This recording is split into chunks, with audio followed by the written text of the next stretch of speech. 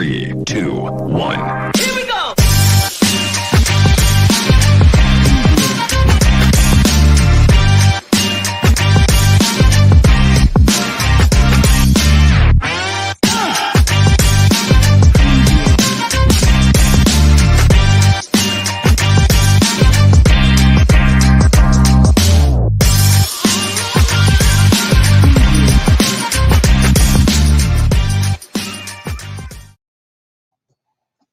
Well, welcome everybody to the Dennis and Andy Show, Wednesday edition.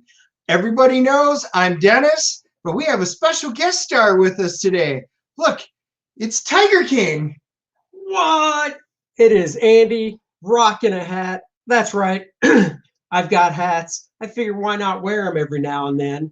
And we even debuted a fancy new intro. We hope you like it. It is by my daughter, Courtney. She slapped that together for, I should say slapped. That makes it sound like she worked really hard. She did. She worked really hard on it. We asked her last week, could you do an intro for us? She's a little bit of a computer guru. There you go, computer guru. She likes dabbling in video editing. So we said, hey, how about putting together a video intro for us? And she did. And I gotta say, I love it. I do too. I think she did a great job. She got some of her favorite characters in there. It's great. It's got some action. It's hip. It's pretty awesome. It is cooler than cool, flyer than fly. You might be going, wait a second, it's 7 o'clock. What is going on with this 7 o'clock stuff? Well, I'll tell you, we just wanted to try something a little different. We went and actually had dinner before, and now we're doing the show. So I've had a beer. So you never know what I might say. What? No mask? What's wrong with you guys? No mask. We're social distance, 6 inches apart, right? Really, Jackson? Right. We're 6 inches. We're 6 inches. I make sure when Dennis comes over. We're doubling that. We're a full foot apart. When Dennis comes over, I stick a swab up his nose, give him a little COVID test. If it comes out and I didn't poke any brain cells, it's red. Then, you know, he's clear. We're double masking, you just can't see because we have this special filter that takes away the mask. See, the masks we're wearing are green.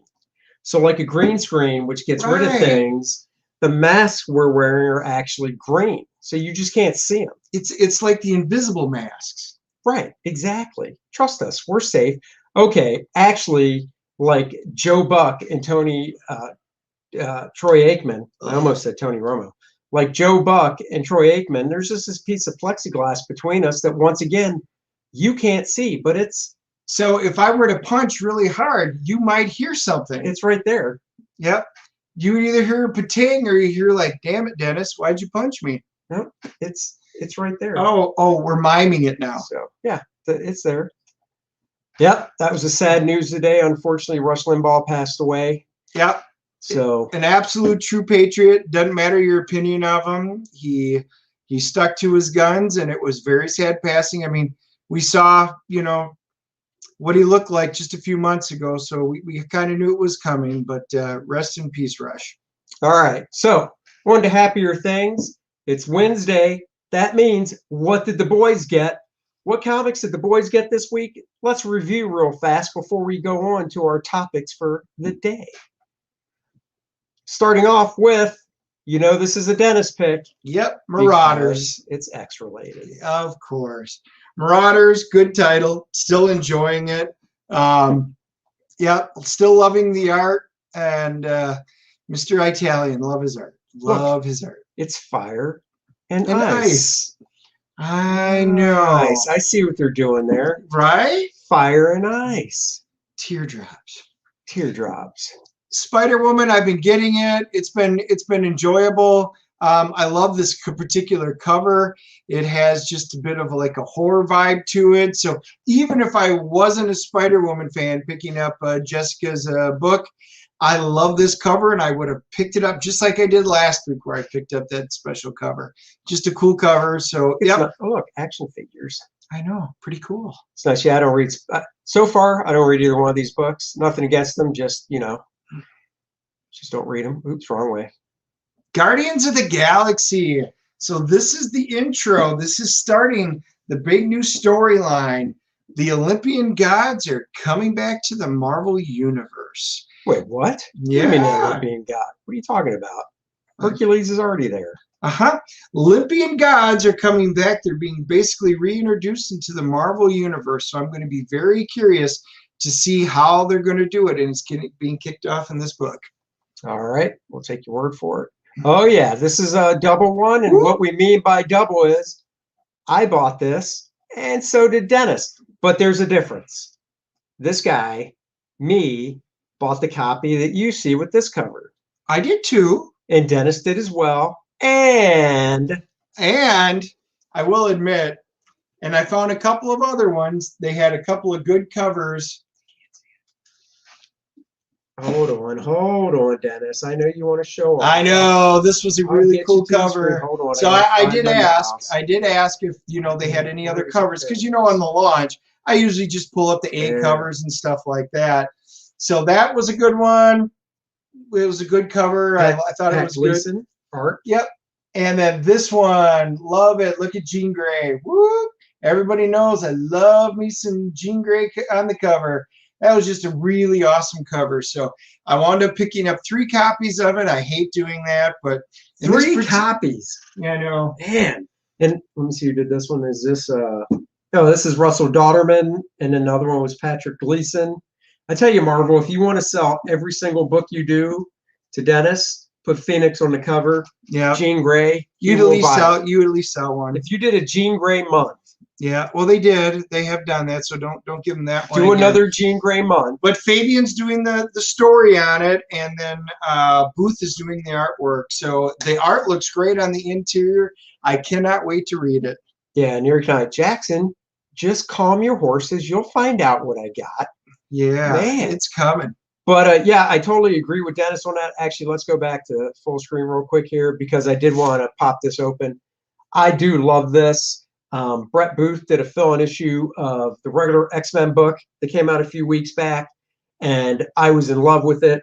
It really took me back to the 90s. I love that period of comics. That's when I broke into the business, broke in around the same time. Actually, I think Brett broke in a couple years after me, but his art just has such a great 90s flavored Jim Lee vibe. I just love this stuff. And, Marvel, you put out books like this every month, and I'd probably be there. Not saying, other books, you have other great artists that do work for you, of course, but not as many as I would like. So I don't buy as much. That's just the way it goes. Yeah, and anything with Phoenix on it. By the way, the shirt I'm wearing today, that is a Phoenix shirt that's done by DJ's Decals. So Brad and Jen Miller, giving you guys a big shout out. Love the shirts and stuff that you guys do. And we just found out, by the way, we just got word that they always do the Grand Strand Spring Comic Con, and they're actually holding it May 8th and 9th down at Myrtle Beach Mall. And so we'll be posting a link to it. So awesome news. Some Comic Cons are starting to come back. So Brad and Jen, hopefully we can make it. I think it's Elizabeth's graduation though, so I'll know more once I confirm. But she's not graduating. She's going to Korea, so yeah, she is. So the next book up, Cable. X-related, Dennis. It's been solid. It's been solid. Why does he look like such a little kid? Because he is. Oh, you haven't been reading it. Yeah, yeah. He's young again. That's all I'm going to say. This has been really fun. Stranger Things, Dungeons and Dragons. Yep, fun story. I think this is the final issue. I'll double check. I think it was a 4-issue mini. Yeah, it is. It is 4-issue mini. So yeah, can't wait to see how that ends. So have you read 1, 2, and 3? Yeah, I read the first couple and they're good. I really do. You're not waiting, huh? That's weird. I know. I said I was going to, but I didn't. The Expanse. Those of you who've been watching The Expanse, the final episode 10 dropped the other week, and it was great. This was another great season. So I'm picking up the comic book, and I'm going to give this a few of them before I sit down and crack and read them. But, the art looks good, and it looks great. So I'm giving Boone the benefit of the doubt. So I'll be reading that probably when the 4th one drops.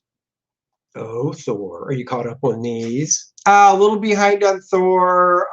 Good, but I mean, it's Donny Cates. There will be nothing bad about it. It's just going to be solid, and it has been. You know, even though I've missed the last couple behind. MODOK, Ew. interesting.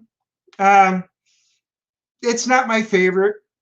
We'll see if I continue to pick it up. It's all right. That hole's not big enough. Right? Well, it's not for how wide this is. Right. Maybe it's a perspective thing. It's not. Because if you pull these down, no, it's too short. Right. It's not wide enough. It's a cool concept. It's gross. It is gross. But yeah. So have you read these or no? I had started, and I'm like, I'm not all that impressed. It's all right. Is it a mini? It's got to be a mini. Yeah, it's a mini. Yeah, there's no way MODOK's. Is that Oswald? Is that Patton Oswalt from Stand Up Comedy who's writing it? I think that's Patton Oswalt, who they took his face and put it as MODOK. I know, but I'm serious. Is that who's co-writing it? Patton Oswalt? I don't think so. We'd have to look at. We're gonna look it up because it's piqued his interest. Well, because you should know these. Why things. would I know? I just picked it up, so I don't know who's writing it this week. Well, he's written. What do you mean this week? I'm sure he's writing every one. Yeah, Patton Oswalt. Man. So that is him on the cover. We're a new show. It is, and that's probably why he tweets some of the stuff he does, because he has his brain getting chewed out of his head. Oh yeah, this is another twofer. King in Black #4. I've gotten 1, 2, and 3. Have you started reading this? I don't remember. You have. That's why I went back and picked it up, because I read yours to see I wasn't going to pick it up, and it was really good. It's good. I really like what they're doing. I don't buy any of the tie-ins, and I don't feel lost. So hat tip for that I'm not buying the tie-ins, and I don't feel lost by not buying the tie-ins, because I hate it when I have to do that. I do like the story. It's got some major players in it. Dealing with the whole Null. It's Null, right? That's how you pronounce it. Null character that comes to Earth. So I'm looking forward to see where it goes. I think there's 2 issues left. I know there's an issue 5. I think there's 2 left. I'm not sure if it's 5 or 6. Yeah, if you know if it's a 5 or 6, just chime in. We'll mention it. And yes, I did buy The Last Ronin #2. It's been like, geez, how many months has it been since the first one? It's been a few months. I think the first one came out before Christmas. Well, and I know it was hard to get. So Jackson, there you go. Your question has been answered. Oh, the store I went to, limited 1 per customer. Really? Yeah. They're really thinking, or they didn't order enough. Could be. But yeah, so I picked this up. I'm really looking forward to reading this. I don't want to give too much away, but we'll just say, kind of like the name says, The Last Ronin. There's 1 turtle left, and that's it. And there's a nice guest appearance at the end of issue 1 that I thought was really cool. Once again, don't want to spoil it, so let's just say it is good. It's one of the few books, or I think it's Kevin Eastman's return to writing some turtle stuff. The art's good. So I highly recommend it. And it's a premium format, right? Yep, it's premium format. It's magazine size. Do you know my first issue is right now in the hands of CGC, because they're doing a Kevin Eastman signing. So Kevin's going to sign it, and it's going to be Slabbed. Good. But it is a second print. Oh. But it's Kevin still Eastman cool. will sign it. It doesn't matter. That's just cool to have him sign it. Shut your mouth. Hey, I'm just saying. It's like getting a facsimile of, say, Hulk 181. It's cool. You're jumping the gun. No, all right, before we move on to our next topic. So he drops that because I got a nice mail call today. And what I got in the mail was at a show, a local show in town in December, CBCS, which is one of the grading companies, was set up at the show. So I usually don't get things graded, but, you know, I thought about it, and now, you know, when the grading thing first hit, which was, how long ago would you say it really started to take off? Decade? Well, 2000 is when CGC, and I think PGX was a couple years later, and then CBCS when Steve left and started that one up. So yeah, so 2000 is really when it started. Okay. Yeah. And I remember when it started, look, a bunch of us comic book professionals, whether we were collectors like myself or just professionals, all were like, why would you put a comic in plastic that you cannot open up ever again and enjoy? And I agreed. I'm like, it's just dumb. I don't care what book it is. I want to be able to, I don't care if it's a freaking, like you said, Dennis, a Hulk 181 near mint. If I want to pull it out of the plastic bag and look through it carefully, I want to. But there's such a, what's Chad saying? Chad says, I don't get anything graded. That's because you're a true patriot of comic books, Chad. That's true. He doesn't even bag and board them. Well, that's just stupid. I know for a fact because I went through about 20-some thousand of his comic books. Oh, yeah. And they're still in the original boxes in the Walmart bags. Well, not only that, but he had you, wasn't Chad that gave you some to sell and I bought a couple from you? Yeah. Yep. Yeah. I bought some of those, Chad. I got a deal too. Dennis skimmed some off the top, I think. So I don't know if you got your full money's worth. But Chad never got any money. Chad never got any. Chad, here's your books back. What about these? You never sent me those. Oh, I guess you're right. Yeah. Yeah. Mind trick. Unagi. Well, Right. and so the good and bad of that is, and Chad, we're going to use you as an example since you're on here. See, he said thanks. You're welcome. You know, is Chad had some really good books in there. And but they've been down in his basement, stuff like this is what we see. Jackson's bragging, by the way. He got the last run of #1, first, second, and third prints. Weren't you special? Well, that's why they didn't have any left when I went there. Remind me when I see you them. next, I'll give you a lollipop. Yeah. I will say, the problem is, so some people store them up in attics, some people put them up in the garage, some people put them in their basement. The problem is, in some cases, the elements have such an immense impact on comic books. They're obviously paper. So moisture, they can get brittle. They get that really acid a smell, which, yellows the paper and stuff like that, all of which has a direct impact on the value of the comic. Now, a lot of comics aren't worth anything, so most people don't care. And I was always one, I would go out and buy my comic books like Star Wars. You grab them, roll them up, stick them in your back pocket, and you'd bike home, and then you get home, pull it out there with creases and all, and you'd read them. It wasn't a big deal. Some comics are worth a lot of money nowadays, and it boils down to, the condition of the comic means everything. So what they developed is in the year 2000, CGC was the original. They came up there and they found a way as a third party that we're going to basically grade the comic books and everything like that, which means we're going to assign a value between 0.5 and 10.0, which is darn near a unicorn. And that will tell the buyer the kind of shape that it's in so that they know what they're getting. And we'll go into that in a little while, but we've actually got some examples and stuff like that of what a raw book is. And a raw means it's not put in a slab. So there's actually 3 different companies. CGC was the original. I think PGX came out in 2002, and then CBCS. So there's 3 different companies that are the bigger ones that encapsulate them, just like Andy's really cool comics that he just got back in. The good news is, if we just take, like, he got a Saga, here's his first print, Saga #1. Damn, way to blow the surprise. What surprise? You got him right there. So we're showing them. Look at that. Why was this going to be a surprise? It's a Saga #1. I was going to show it, but Well, here, go ahead. So one of the books I got back was Saga #1, 9.0. And if anybody out there would like it, $400, it's yours. Jackson's probably got a 9.6 or better. I don't care. So, yeah, so just real quick to show before we get into the different companies, these are the ones I got back. So, yes, I got a Saga. I bought this when it came out. I read it. I was like, it's just not my cup of tea. I hear great things, but just not my cup of tea. So I put it in my long box. And then lo and behold, it was like a few months later, I hear the thing's going for like $50, $60. I was like, holy crap. So I came, pulled it out of my long box, and actually put it in a bag and board because it wasn't bagged and boarded at that time. And then I'd see it's going for like $100 on the back wall, not slabbed. And I was like, what? So yes, I took this one to get slabbed because it's all about the Benjamins on that one. Another one I got slabbed, which I have a reprint of, and I had no idea it would come back this nice. 8.0 Avengers 57, first appearance of the Vision. First appearance of the Vision. 8.0. I had no idea it would come back like that. So, oh, look at that. You're wrong, Dennis. Never had a Saga one. Whoa! Well, Jackson, have I got a deal for you? If you would like a Saga #1, $400, it's yours. 90.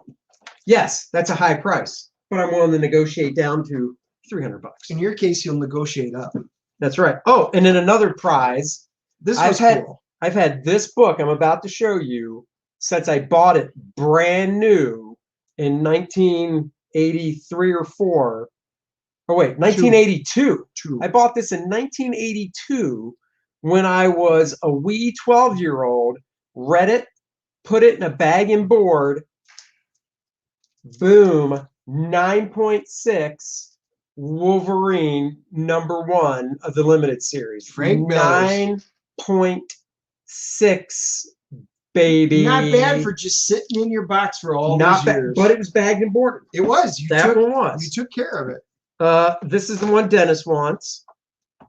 He's jealous of this. I have a Hulk 181, 9.6. Uh-huh. What? Uh-huh. What? Well, let's just compare it to my Hulk 181 and Oh, you have see. a 5.0. I only have a 5.0. I'm gross. confused. What's the difference? I don't know. Mine's got a 25-cent cover price because it's from 1974. I can't see what the cover price is. Yeah, if you remove your finger, that $3.99 cover price is from Oh. 2019. This is the facsimile edition, which looks just like Dennis's on the inside and will cost you way less and is a much better grade. So just look, but if people know, so he's got a facsimile edition, which means it's virtually a complete reprint. Other than the price on the front, it still has the ads and everything that are in it. But again, for an average consumer, if they're buying an expensive book like that, they'll know if they're getting a real one or not, because that was kind of some of the sly stuff going on. And part of the difference is my 9.6 facsimile edition is only worth about $50, $60, whereas his 5.0 is about $3 grand, $3-4 grand, something like that. Yeah, it's between 3 and 4. So Alexander says, "Who hates Doomsday Clock?" I'm not a huge fan. Gonna be honest. I didn't love it. I bought it because I'm a big Gary Frank fan, art-wise, so that's why I bought it. And when I can get I bought the trade paperback, so when I can get a nice big fat chunk of Gary Frank like that, I'll take it. I don't think the Watchmen should have crossed over into the main DCU, so whatever. The last one I'll show out of my stuff, because other ones aren't super important, but this one is for personal reasons. Deadpool #36 came back in 9.2.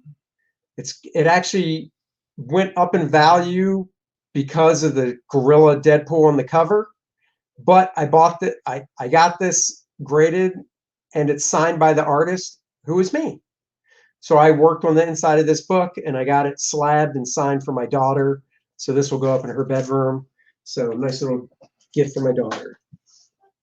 So you had some pretty good stuff. Looks like we got a couple of comments. Let's see. Where's Andy's Avengers 52? I don't have Avengers 52. Excuse me. Oh. I've got 57, who has the Vision, who's on TV and has been in movies. I don't believe the Grim Reaper has. That tells me Jackson's got a couple of 52s, and he's going to try now, and if you want to sell me a 52 for a good cost, I will, because so far he's not a super popular character. So there. All right, let's look at the different grading companies real quick.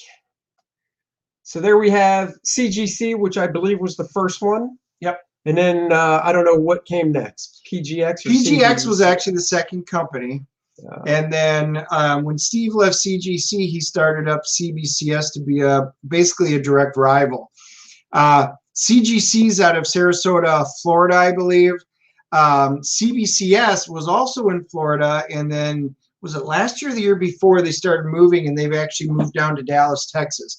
So at least we've got it in another part of the yeah. Oh, I didn't know. That's why there was a delay, because they were several weeks farther behind, and some people were getting a little upset, but they were in the process of moving everything to Dallas, Texas. Oh, I didn't realize that. And PGX is out of Eugene, Oregon. I'll see. I assume that means sell you my 52.75. He's not showing up in WandaVision. Put the crack pipe down.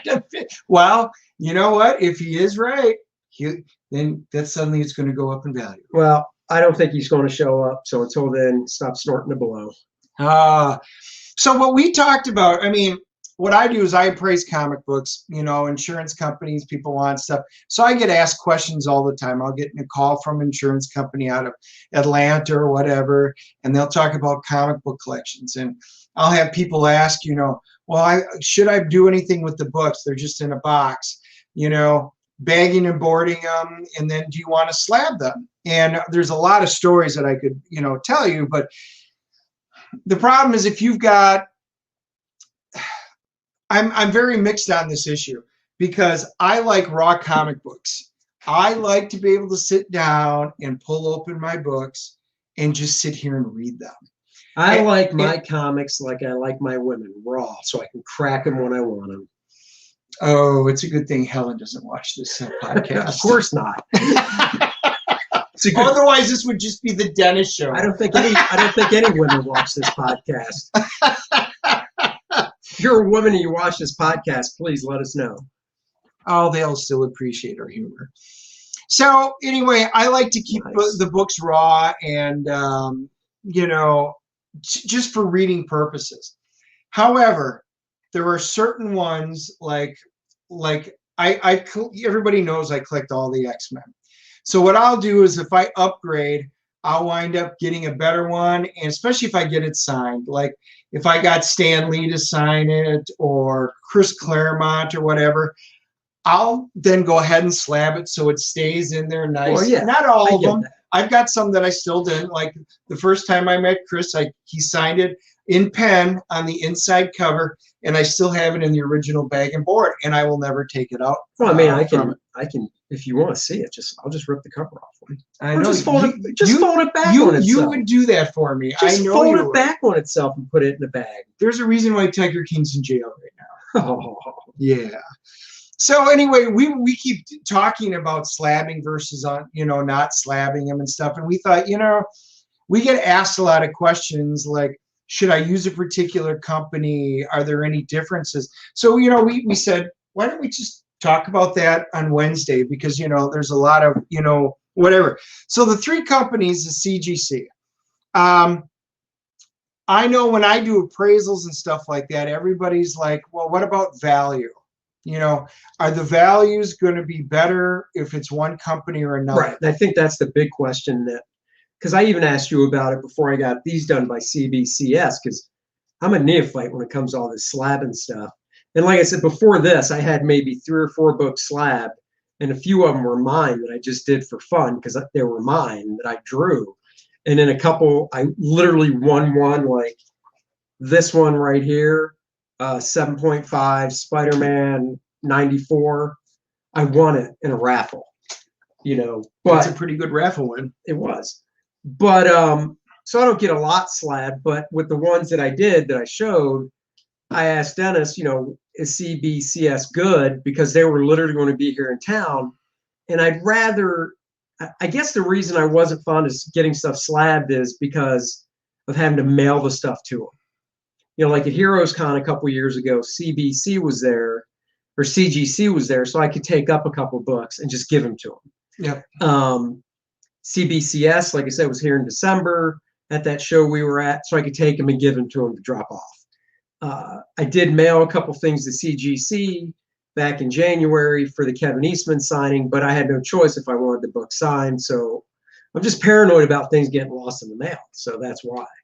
Yeah. So I like, if I go to a bigger show, I'm kind of the same way. Like when I got my Stan Lee signed ones, they did personal signings right there. So I took them in on Friday. They did the signings. They did all the grading and stuff, and they actually returned them by Sunday, which was great. That way, I don't have to worry about the post office, because I had done one where the post office lost one of my X-Men 101s, signed books. I really high grade, so I'm just extremely upset about it. I don't want to have to deal with the post office if I don't have to. So it's just a good way. And, you know, Jackson's comments right on the money. Graded books more as an investment and business perspective. Raw books more for the readers and collectors. Dead on. And that is dead on. If you're just a reader and you just want to enjoy your comics, don't even worry about getting them slabbed. Like I said, the ones that I get slabbed, I either have 2 copies of, and it could be like the Avengers 57 first appearance of the Vision. I actually have a beat up, really trash copy of it. And then I've got that better copy.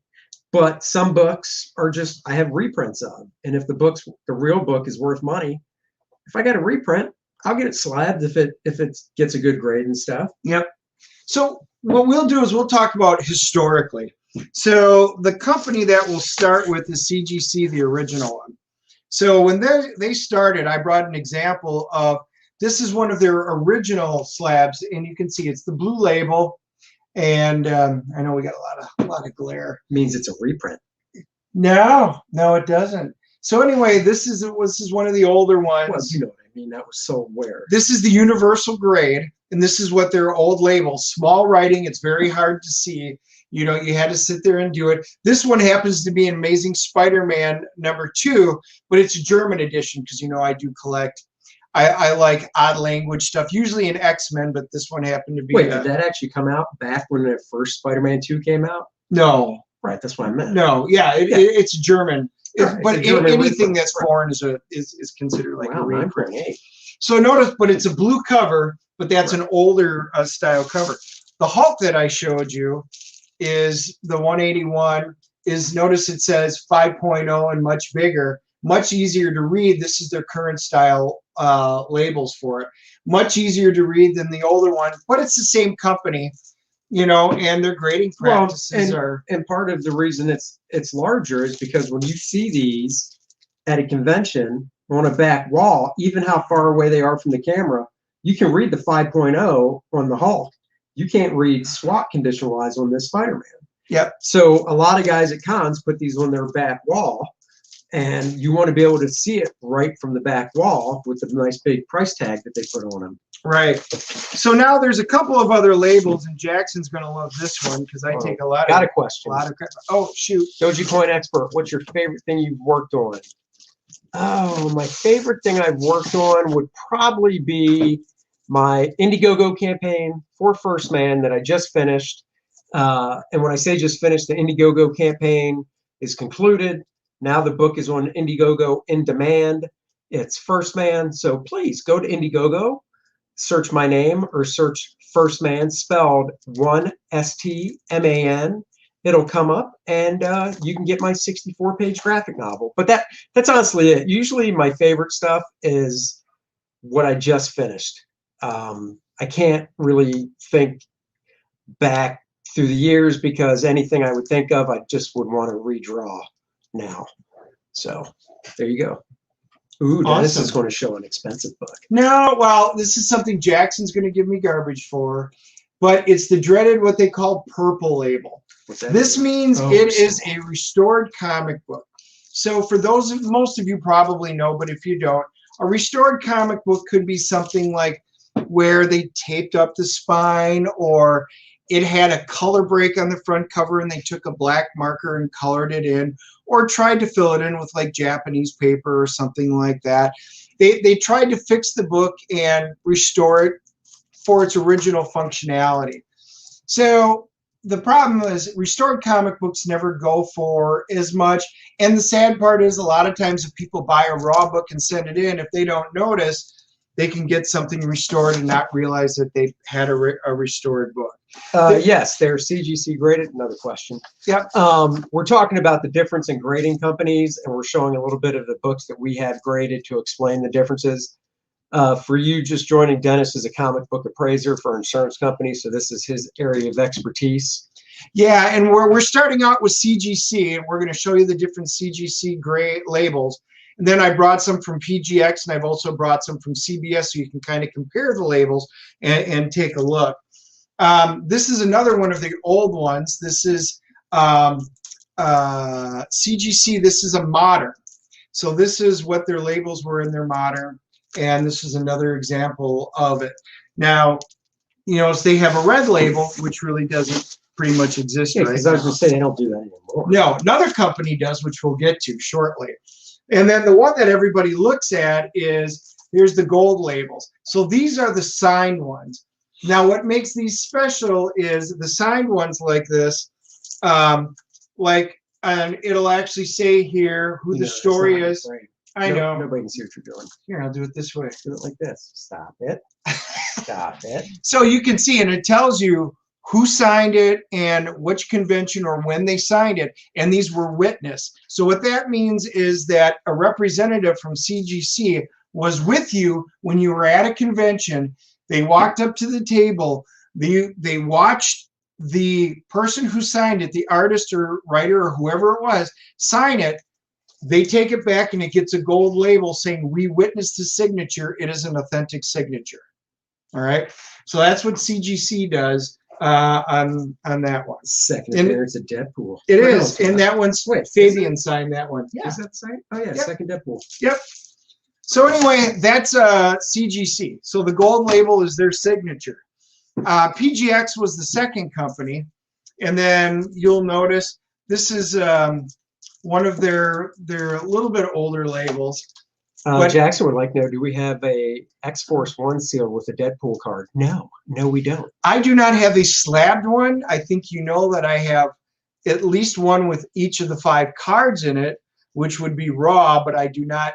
I'm not spending money to seal a $2 to $5 comic No, book. the Deadpool one's supposedly going up. It's like $100 now or something. Oh, I just read. Really? Yeah, seriously, I read it on Bleeding Core or something like that today. Supposedly, so it was on Facebook too. Supposedly, X-Force 1 polybagged with the Deadpool card is going up in value. Don't ask me. I do have it. I do not have a graded one. Well, you should. I can see now. I may have to send mine in if that's what you're saying. That. Actually, it's worth $2. I'll just buy it off you. You're good. This is PGX. So notice PGX, this is the second company. This is a 9.8. I do like the fact that it's a nice big logo. It's blue, which means it's their standard cover. And then they've got a little bit different cover. So you noticed in CBCS it was gold. Well, here's their signature series here. So theirs is, it's almost like a bronzish, a brownish bronze, but this is their signature series, or they work it the same way. So in this case, this is my X-Men 62 that's signed by Stan Lee. Ooh, with fantastic Neil Adams art, little Kazar on the cover. That's a great comic. You know what I like about this comic? Its November cover date came out in '69. I've got 2 copies of this because I collect books that came out cover date November '69. Yep. Yep. So theirs is on a gold signature. Now, lastly, we've got CBCS. Again, standard cover. That is blue label. So notice it's easy to read. You can sit there and see the grade. Nice, easy blue label. Again, these are all solid in terms of protecting your books. And again, they have, so here's like my Bionic Woman. Try and get it out of the glare. Bionic Woman! I love Bionic Woman! And notice theirs is also gold. It's a signature. Lindsay Wagner, who of course, most of us our age, we adored Lindsay Wagner as the Bionic Woman. So for me to be able to get a signature with Lindsay Wagner on it, yeah, that's just a no-brainer, and that's going to stay slab forever. Great. But it's a gold one. So again, if it's on a back wall, you can see right away, oh, it's signed. You might not be able to tell who, but you'll know right away. Do you have an unslabbed copy of that just to look through? I do. Oh, okay. I do. And then they also have a different type of a signature. This is what they call, it's a verified signature program, the VSP. And so what happens if, like in my case, I've got a Dave Cochran raw book, but I want to get it slabbed, but he's already signed it. They don't know if he signed it. So CBCS has something really cool. They go through a third company. It's a third-party company that specializes in signature verification.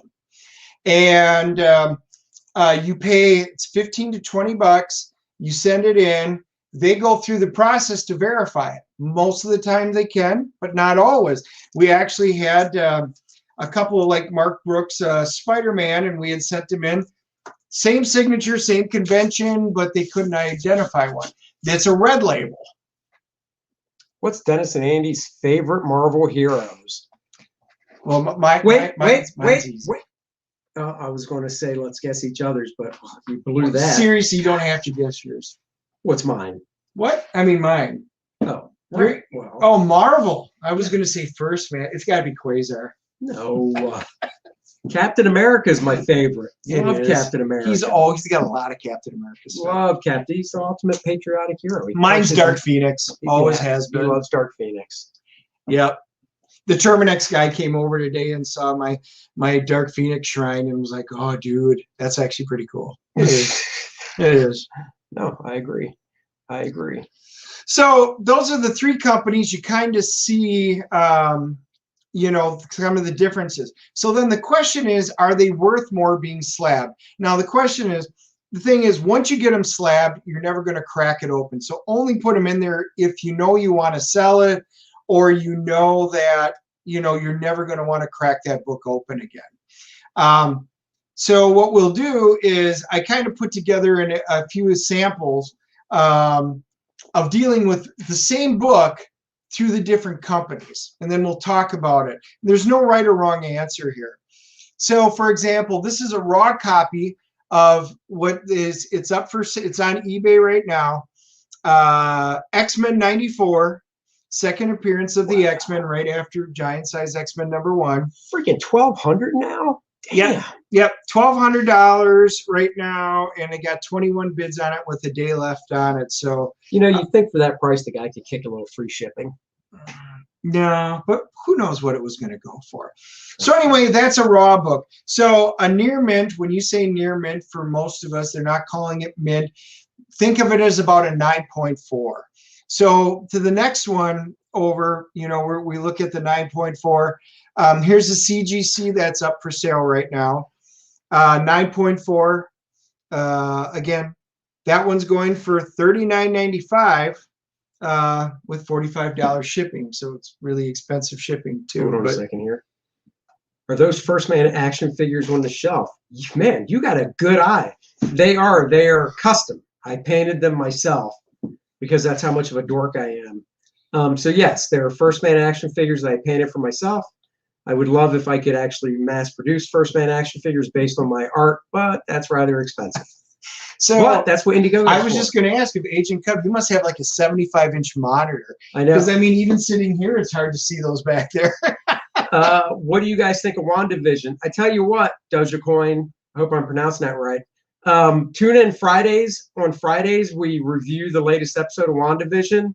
To give you a short answer, 2 thumbs up, 2 thumbs up, so 4 thumbs up. They started out as thumbs in the middle, going thumbs middle. But the last couple? Yeah, it just keeps getting better. We really like it, but we break down the episodes on Friday at 4 o'clock. So join us then. Yep. All right. So yeah, look at the difference. I mean, this is why I've gotten things graded, because you see the difference in value. I mean, like I said, that Saga #1 raw is still probably $100. Yeah. You know, but graded 9.0, it's about 150, 160, if not a little more. So the reason it becomes more valuable is if people are looking at them. And like I said, I used to buy books off of eBay. Somebody calls it a very fine, somebody calls it a near mint. It arrives, it's nowhere near that grade. And I'm like, dude, I paid for a near mint grade. I'm very disappointed. I mean, what I paid for, I didn't get. At least when you get them slabbed, you can see the grade. There's still some subjectivity that goes on there. So 9.4, you kind of have to assume it might be a little higher, it might be a little lower, but you know roughly what you're getting, and at least if you're paying for it, you know roughly what you're getting. Right. PGX, same exact grade. Notice it's going for about $3,400 right now. And then the next one is a CGC, but notice that one is signed. Is that Stan? I can't tell. That's Claremont. Oh, Claremont. Whoa. Yep. 5450. Yep. Same grade, but it's signed, and it's a verified signature. And Cockrum is the last one, who's also signed. Well, I'm not there yet because I was going Oh, to say, if I bought this book, I should just walk in the house with it, and then in one hand would be the book, and in the other hand would be divorce papers, because I know that's what my wife would want to see next if I yeah, ever paid this much for a comic. yeah. Or I need to win like Powerball. You tried. I tried. You tried. What's the grade on that? It's hard to tell. And that so they Oh, didn't they 9.2. didn't have a 9.4, so the 9.2 was the closest one that Still I could find. 9.2 signed. This is the best deal out of all those 9.4. Screw those 9.4s. I'd rather get a 9.2 signed by Dave. I love that cover. Yeah. I love that cover. So you see that when they're slab, they do fetch a better price. Now the question is one of them better than the other ones for getting prices? And this is the part where it can get very testy and debatable. 0.5s. 0.5s. I could afford a 0.5. You know, yes, 0.5s, which we know some guys that love to get 0.5 slab, or anyway. Well, look, to be fair, For fun. Well, to be fair, I saw Hulk #1, 0.5 slabbed, and I asked the guy, because I was like, why would you even get that slab? And he's like, well, it came in the collection I bought this way. And I go, what's a 0.5? I mean, I get that it's a Hulk 1. And we're talking Hulk 1 from the 60s. I'm like, seriously, what's that worth? And he's like, 0.5? It's well over 1,000. And I was like, oh, shit. Yeah. Okay, I'd get it slabbed too. So for big key books and stuff like that. CGC, as a general rule, they hold their values. They're the original. They're the industry leader. They've been around the longest. They've got their fingers into the most, different things across the country. They do the most shows. They do a lot with the auctions and stuff like that. It's never a bad bet to get a CGC. CBCS, as an appraiser, they've come up so much. I, for the most part, do not differentiate when I'm figuring out a value for a book between CGC or CBCS. I remember CBCS when they came out as a fledgling company. I saw things that just shocked me of how incredibly precise and things that they found just from when Steve was looking at a book standing there that people up close couldn't see. I've been very impressed with CBCS over the years. Sometimes the books, if they sell for them on like eBay, they don't quite fetch the price that a CGC. I'm seeing that gap has closed to the point where I no longer differentiate.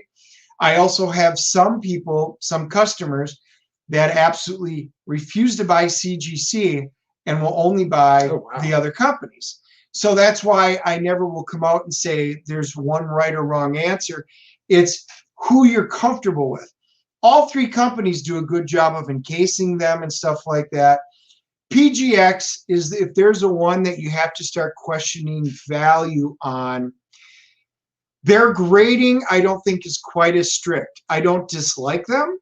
I just think that there's more wiggle room in when their final grades come out. So what I usually tell people, if you see a book on the back and it's a PGX that's at a convention, pull the book down. Now you can't do this when you're ordering the books, but then I usually say, if it says like an 8.5, you can see the front, the back, the side of the book.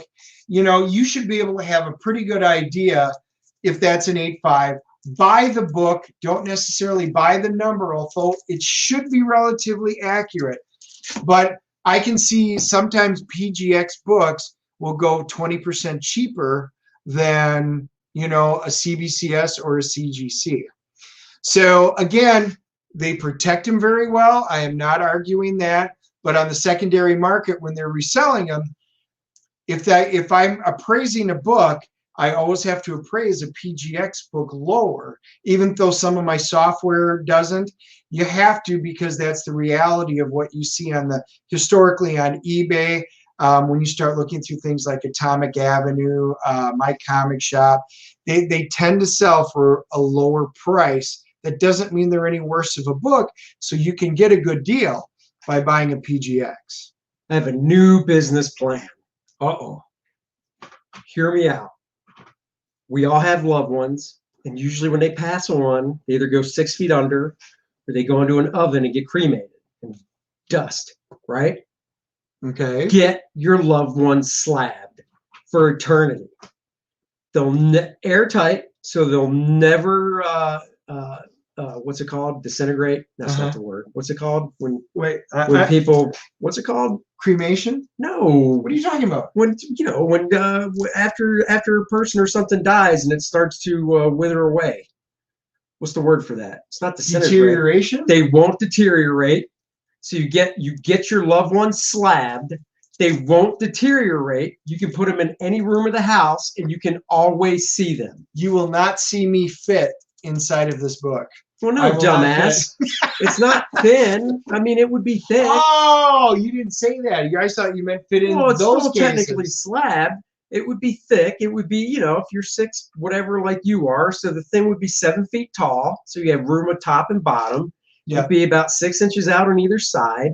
And then it'd be whatever width, You're just sandwiched in 2 big pieces of like plastic that's airtight. And then Susie can always look at you. What? She would not want to. She would. Well, as long as it's not like, I mean, if you got shot in the head, then obviously you wouldn't want it done. Nope, not happening. If you got your face blown off, no. All right. Any mortal Do your business plan. That's it. I will not be investing in it. What about with pets? Oh, dear God. What about with fish? I saw Pet Cemetery. No. Fish are thin. You could slab a fish. Susie would love that with her fish. No. And they would fit in containers. You could take like 6 of Susie's fish and slap them inside one of these puppies. Nope, not happening. Put the little names below them and stuff. I'm telling you, man, it's marketing gold. It is. So you can do your books that way. Oh, look, Chad helped deteriorate. Thanks, Chad. Agent Cub helped. Frozen in carbonite. That is way better than what you're saying. Oh, this is the word I was actually looking for. Decompose. See, we have smart people that watch, unlike you, Dennis. They couldn't think of it. Says the man who's trying to come up with a word and trying to get me to figure out what he's thinking about, Tiger King. Yeah. All right. So anyway, you can not just do your comics. You can. They also do it as artwork. So you can do more than comics. Correct. Well, technically, yes, just not people. You can do original artwork, so they'll actually put an art tag on it if you're doing like if you wanted Andy to draw a Dark Phoenix and he draws one on the cover, you can submit it as artwork and it comes back and it'll say drawn by Andy, signed by Andy. Have you submitted the one I gave you yet? No. I'm not. Why would I submit it? It's hanging up. It's not in plastic. Fine, I'll spend the money and do it just to make you happy. They do the verified signatures. They even do posters. So CGC does now movie posters along with the cards. So if you guys collect Pokemon cards or movie cards and stuff, and they'll do the same type of things for them. So they now do other types. And if you've got you're talking about your Eastman, if you've got the original Turtles, they're a bigger size. They do encapsulate that, and you can get your original, bigger ones. I've got a couple of them getting signed by Kevin. So there you go. All right, let's see. Another question here. Speaking of art, have you guys bought your Neil Adams mystery boxes? Hell no.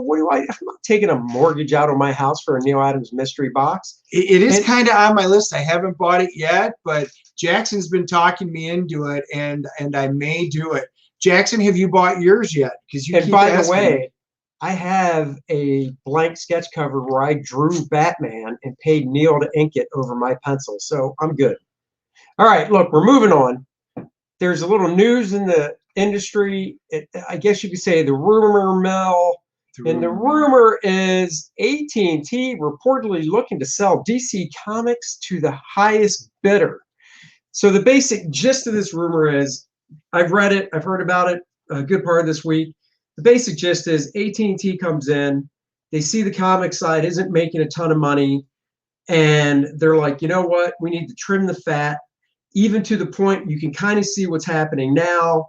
They're doing future state after future state. They're knocking down the amount of titles they put out on a monthly basis. Hold on here. We got another comment. Let's see.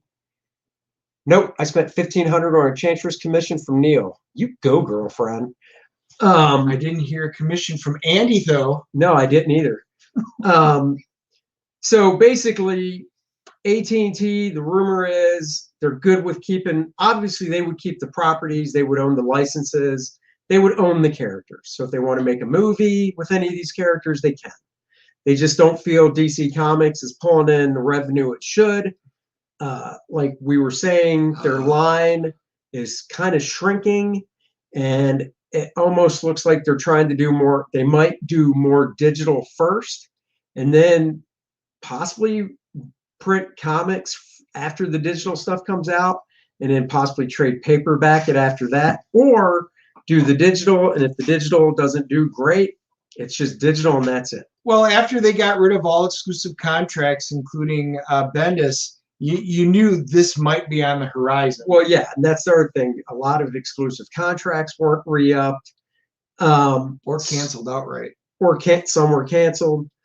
So, you know, the rumor mill is abuzz with, you know, is AT&T looking to basically strike a deal with, I don't know if it'd be a third party. That wouldn't be a third So party. are they going to piecemeal them out? Well, no, or are they just going to sell the rights to do the comic books in one lump sum, all of their characters? That's what I think. I think they're looking to basically, if somebody backs up a truck of money, you know, like if I won the Mega Millions, which was in the billions a few weeks ago, or wasn't in the billions, it was close to $1 billion a few weeks ago, whatever it was. And I went to him and said, this is how much I have for your catalog. I'll produce comic books. I'll take care of all the artists. I'll deal with everything. You guys will just get a royalty check, basically. You know, because if they would piecemeal it out, I would say we could pull out our wallets and throw some money down and get like a second or third tier, like Checkmate. We could say we'll get the rights to Checkmate because they haven't been out since like the 80s. And I would never want to draw it, so I wouldn't shell money out for it. Like the characters, I like. Okay, so this was asked on a message board: if you could afford it, or if you could pick a character from DC, who would it be? And I'd take, if it was just one, I'd take like Captain Atom. He's not an A-lister, but he's not a crap D-lister. And I like Captain Atom, so I'd have fun doing it. But so, I mean, you'd have to take more than one, of but course. Assuming that it's, you know, Batman, Superman, Wonder Woman, Flash are A, they're the most expensive. Then you got your B tier, your C tier. I don't know. Power Girl, that would be kind of a fun one to do that wouldn't cost as much as an A-lister. A quote from this article is AT&T doesn't care about the comics of DC, so they're going to let DC Comics die and may sell them. They only care about HBO Max and the movies. I mean, you know, time will tell. I've heard a couple. So this is, like I said, purely rumor, purely speculation. Take it as a grain of salt. Take it as a grain of salt. But I've heard Steve Geppi might be interested.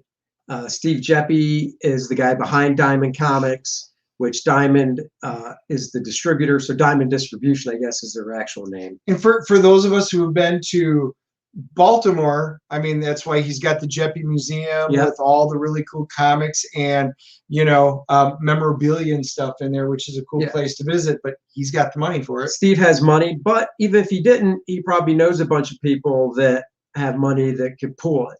Another person I heard, which was interesting, was Robert Kirkman of The Walking Dead, because with Walking Dead doing as well as it has, and the spinoffs, he has his own Skybound company. So Kirkman's a guy that could probably pull it off as well. Who knows? I mean, time will tell. Because on the flip side of things, so you could throw that into the DC category of bad news, I guess you could say. But then on the flip side of things, DC has just announced 2 new, well, it's tough to say books, digital first series, because that's what they're going to do. They're going to put out, you know, they had big success with Batman 66. And if you're going, well, what's Batman 66? It's a book that was literally in the vein of the Batman 1966 TV show, down to the costume designs, down to even drawing. I don't know if they had the likeness rights for Adam West and Burt Ward and the rest of the cast, but I know the artist drawing it kind of gave it that flavor in their face. But they had the, you know, the same costume from that TV show. All the stories were written in that same vein. The campy 60s, you know, style, like Green Hornet. I mean, they were all in that campy, fun style. Right. And it was a successful series. So, you know, there's always been rumblings of about, what about Superman 78 because of the movie, and Batman 89? Well, DC has announced they're going to be doing digital first Batman 89, drawn by Joe Quiones. I hope I pronounced his last name right. Who, you know, from this artwork just they're showing here, I think looks really cool. And in Superman 78, which I'm more interested in because I'm more of a Superman guy, drawn by Wilfredo Torres. And I think both these guys are great choices for the book. You know, Batman 89, it'd be nice if it was Jerry Ordway, because Jerry Ordway drew the original Batman movie adaptation from 1989. And it was great, which we did God. a review on Yep. a few months ago. We did a review on it. Jerry is great at likenesses. I know they had all the rights to the likenesses. He nailed it. He did. But just looking at this cover, I think Joe's right on the money with it. I've also seen some character designs Joe has done. You know, Wilfredo Torres, I think with his style is very good for Superman 78. So the plan is these will come out digital first, and then, and I think, I can't remember when it said it's supposed to launch. I want to say it's the beginning of the summer. We'll go with beginning of the summer. And then after the digital stuff, they're going to put them out as single issues. And then after the single issues, I believe it says Batman comes out in October as a trade paperback, and Superman comes out in November as a trade paperback. Yeah, I like the Superman. I hope it's good because, you know, the first two Superman, just seeing that picture, I just want kneel before Zod. That's all I can come to mind. It was great as long as they don't have him traveling back in time to save Lois. I'm really good. I think that is, to me, some of the best Superman stuff, and I do love the Michael Keaton Batman. So very excited to see what they're going to do. Don't know about the whole digital thing first.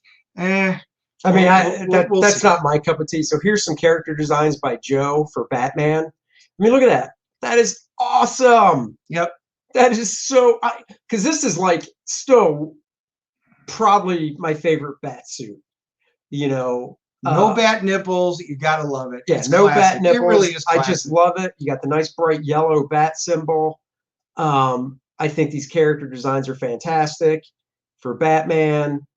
And then we've got some Alfred, some Harvey, and some Commissioner Gordon. I mean, who knows? Like I said, I love Jerry Ordway's art. I think he would have been perfect. Maybe they went to Jerry. I don't know. This. But I think this style is great for it. So I'm looking forward to the print editions. I'll be honest. I'm not a digital guy, so I'm out when it comes to that. But they'll get me with the print.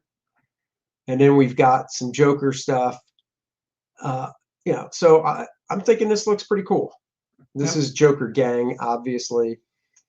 So looking forward to that.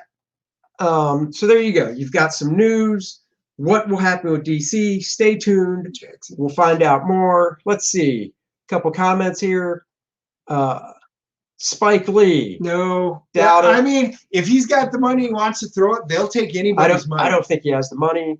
Guy Gardner, yeah, I could see that. Well, I'd buy Hal Jordan. I just couldn't afford it probably. This is a great one. Trump will buy DC. Well, he's out of DC, so this is his way back into DC. See what I did there? Booyah. Oh, I saw that. You saw that. And they need to introduce Batmite in the movies. Okay. That tells me he's got a whole bunch of first appearances. It tells me he's smoking crack tonight. Okay. That's it, I think. Yeah, that's it for today's show. We'll be back on Friday. We're going to do a couple comic book reviews. That's right. I finished up mine. We talked about them the other week when we picked them up. Maniac. We're going to review Maniac in New York City. I'm going to read that tonight. I'll read this tomorrow. Devil's Dominion, a couple independent things we're going to review for you guys. Yeah, I read them yesterday. Andy's going to get to read them. We'll review them on Friday. And I know there will be other news coming up on Friday. I was hoping Dennis would read one of them to me as I sleep with my weighted blanket, but he said no. No, because he wants to encapsulate me in plastic. Well, I mean, just think you could be right here when I do the show. That's what you would hear. Yeah, pretty much. Probably not, because there's no air in there. So true. You wouldn't hear much of anything. Anyhow, until next time, thank you for joining us. As always, we will see you again on Friday at 4 p.m. talking WandaVision, couple comic book reviews. And sign in if you haven't. Get to our Facebook and our YouTube and subscribe and like everything, so that when we do have our go live, you guys are automatically updated that we're going to be going. That's right. Hit the like and subscribe button. One last question: is Maniac based off the movies? I don't know, because I have never heard of it before. So we'll have to do some Googling and get back to you. If there's a movie, I'm not familiar with it. No. I know it is kind of a take, and we'll talk about it on Friday. It's kind of like Jason, you know. Damn it, I haven't read it yet. We talked about the preview of what it is, and he can't be killed, and we don't know it, which we've already talked about. God damn. So on Friday we'll go into detail and we'll find out. Scoop my brain out, why don't you? All right, guys. Until Friday, we'll see you later. Bye, everybody. Bye bye.